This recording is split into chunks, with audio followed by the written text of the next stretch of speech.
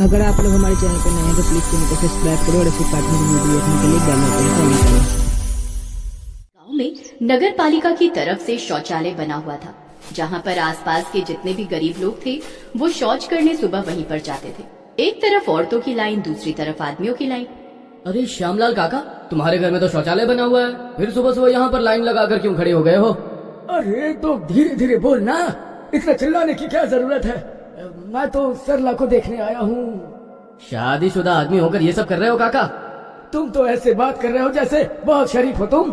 सभी औरतें वहां पर खड़े आदमियों की हरकतें अच्छी तरह से समझती थी, पर क्या करती, और कोई ऑप्शन ही नहीं था।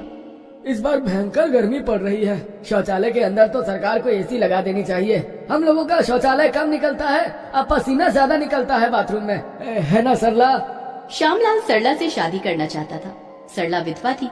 सरला ने श्यामलाल की बातों को इग्नोर किया और वहां से चली गई।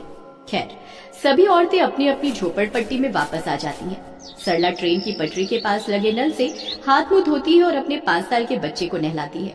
मम्मी, अब मुझे भूख लगी है। हाँ, मुझे पता है बेटा, इसीलिए तुझे नहलाया है। हमें हमेशा नहाने के बाद ही खाना चाहिए।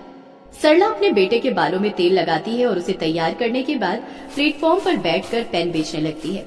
भैया भैया, पेन ले लो, 10 के 5 पेन। तमाम लोग उधर से निकल रहे होते हैं। उस औरत की तरफ देखते हैं, पर उससे कोई भी पेन नहीं खरीदता। हे भगवान, कोई मुझसे पेन क्यों नहीं खरीदता? दुकानों में जाकर महंगे पेन खरीद लेंगे। तभी वहाँ से एक सफेद कुर्ते में कोई नेता गुजरता है।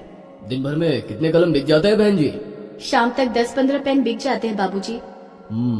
इसका मतलब एक दिन में सिर्फ 20 से 30 रुपए ही कमा पाती हो। अब क्या करूँ बाबूजी, जितना ऊपर वाला चाहता है उतने बेच लेती हूँ। कभी कभी ज्यादा भी बिक जाते हैं। कोई और काम क्यों नहीं करती तुम? और तुम्हारा पति कहाँ है? मेरे पति इस दुनिया में नहीं है बाबूजी। वो ट्रेन में समोसे बेचा करते थे, लेकिन एक दिन चलती ट्रेन से कूद गए। सामने से ट्रेन आई और उनका एक्सीडेंट हो गया।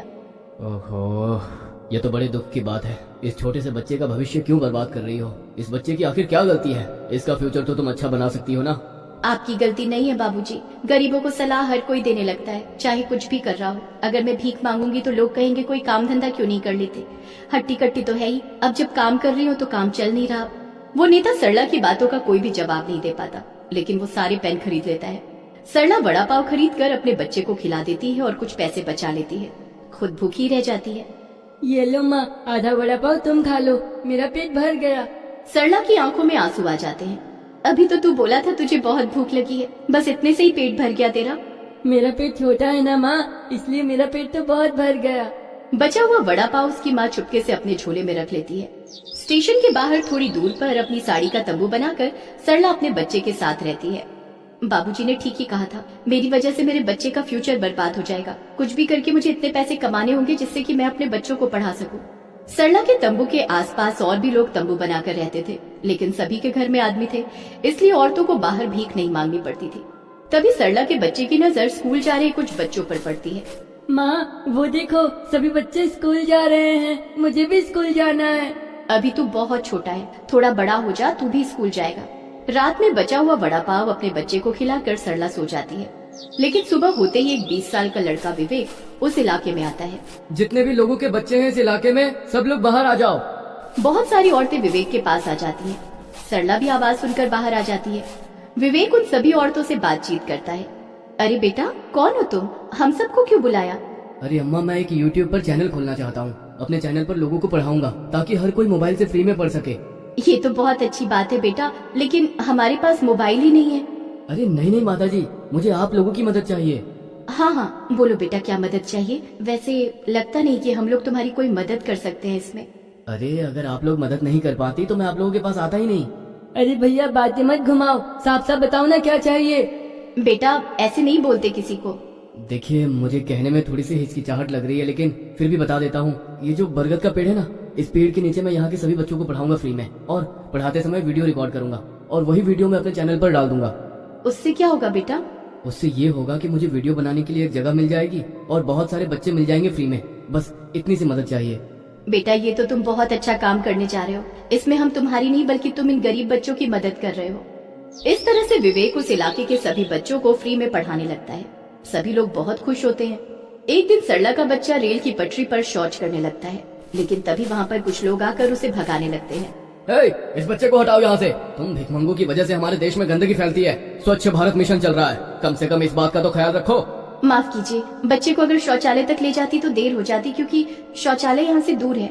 आगे से ध्यान रखना, दोबारा मुझे यह हरकत करते हुए नजर मत आ जाना। सरला अपने बच्चे को वहाँ से लेकर चली जाती है। अगले दिन उस शौचालय के पास फिर से लाइन लगी हुई थी। तभी वहाँ पर श्यामलाल भी फिर से आ गया। आज तो मैं सरला को अपने दिल की बात बता कर ही जाऊंगा।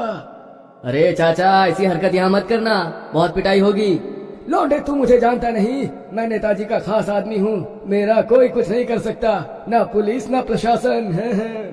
श्यामलाल सरला के सामने चला गया। सरला, मुझसे शादी करेगी? देख, तेरा पति नहीं है, मुझसे शादी कर ले, तेरे बेटे को एक बाप मिल जाएगा। सरला को बहुत गुस्सा और शर्म आती है, लेकिन वो श्यामलाल को कुछ नहीं बोल पाती है। चल बेटा, आज के बाद यहाँ नहीं आएंगे। सरला लाइन में सबसे पीछे खड़ी थी। बिना शौच किए ही वो अपने बच्चे को वहाँ से लेकर चली जाती है। हे ऊपर वाले, कब तक हम गरीबों को सताता रहेगा तू? मैं एक औरत हूँ, मैं शौच करने आखिर जाऊं भी तो कहाँ जाऊं? आसपास के सारे जंगल भी कट चुके हैं। सरला अपने तंबू में बैठकर ये सब सोच ही रही थी कि तभी बाहर से जोर जोर की आवाजें आने लगती हैं और वो भागकर बाहर आती है। बाहर वही नेता था जिसने सरला से पेन खरीदे थे। अरे बाबूजी, ये सब क्या कर रहे हैं आप लोग? हमारे तंबू क्यों गिरा रहे हैं? हम कहाँ जाएंगे? तुम तो वही हो ना जो उस दिन स्टेशन पर पेन बेच रही थी? हाँ, मैं वही हूँ नेताजी। देखिए बहन जी, इसमें मेरी कोई गलती नहीं है। सरकार की तरफ से मुझे इस जगह पर शौचालय बनाने का कॉन्ट्रैक्ट मिला है। अब अगर मैं काम नहीं करवाऊंगा तो जनता मुझे वोट नहीं देगी। आप अपना काम जरूर कीजिए, लेकिन किसी का घर उजाड़ कर भले ही आप थोड़े पैसे नाम शोहरत कमा लोगे, लेकिन अंदर से खुशी नहीं मिलेगी। यहाँ पर किसी को भी तकलीफ नहीं है, सिर्फ आपको ही तकलीफ क्यों है? इन सब के घर में आदमी है। ये लोग कभी इस शहर तो कभी उस शहर चले जाते हैं, लेकिन मैं अकेली औरत 5 साल के बच्चे को लेकर कहाँ जाऊंगी? आप ही बताइए। जिस जगह पर आपने अपना तंबू बना रखा है, ये जगह आपकी तो है नहीं। ये सब जगह सरकार की ही है ना। अगर कोई कागज है तुम्हारे पास तो दिखाओ। हम लोग यहाँ पर 20 साल से रह रहे हैं। क्या आपके पास इस जगह के कोई कागज है जिससे कि ये साबित हो जाए कि ये जमीन सरकार की है? देखिए, जो जमीन किसी की नहीं होती वो सरकार की ही होती है, ये तो आपको पता ही होगा। मुझे माफ कीजिए, मैं इसमें आपकी कोई मदद नहीं कर सकता। गिरा दो सारे तंबू। सरला रो रो कर गिड़गिड़ाती रही, पर वो नेता सारे तंबू गिरवा देता है। देखिए, आप रोइए मत, मेरे ऊपर भी प्रेशर है। अब मेरे हाथ में भी कुछ नहीं है, आपको जो करना है कीजिए। सरला अब उसी बरगद के पेड़ के नीचे रहने लगती है जहाँ पर सभी बच्चों को विवेक पढ़ाता था। बेटा, विवेक भैया जो भी पढ़ाते हैं मन लगाकर पढ़ना। मैं नहीं चाहती कि तेरी जिंदगी भी इस तरह बीते। कुछ दिनों बाद एक लग्जरी शौचालय बनकर तैयार हो जाता है और वो शौचालय सिर्फ महिलाओं के लिए ही था। उस शौचालय में एसी और टीवी भी लगी हुई थी। नेता सरला के पास आता है। अरे बहन जी, मुझे माफ कर दीजिए, मेरी वजह से आपको तकलीफ हुई। पास के शौचालय में औरतों के साथ छेड़छाड़ की वारदातें बढ़ चुकी थी, इसलिए मैंने यहाँ पर सिर्फ महिलाओं के लिए शौचालय बनवाया है। मैं चाहता हूँ कि आप उसी शौचालय में रहें और मैं आपको रिसेप्शनिस्ट की जॉब देता हूँ, 10,000 रुपए महीना। क्या आप करेंगी? आपका बहुत बहुत धन्यवाद नेताजी, मैंने आपको गलत समझा। अब उस महिलाओं के लग्जरी टॉयलेट में सरला काम करने लगती है और वहीं रहने लगती है। नेताजी ने आसपास के गरीबों को ही उस शौचालय में साफ सफाई का काम दे दिया। सरला अपने बच्चे के साथ उस एसी वाले टॉयलेट में ही एक कोने में रहने लगती है, जो कि तंबू से तो कई गुना बेहतर था। ऐसे ही एसी शौचालय के जरिए औरतें भी सेफ हो जाती हैं और सभी खुशी खुशी रहने लगते हैं।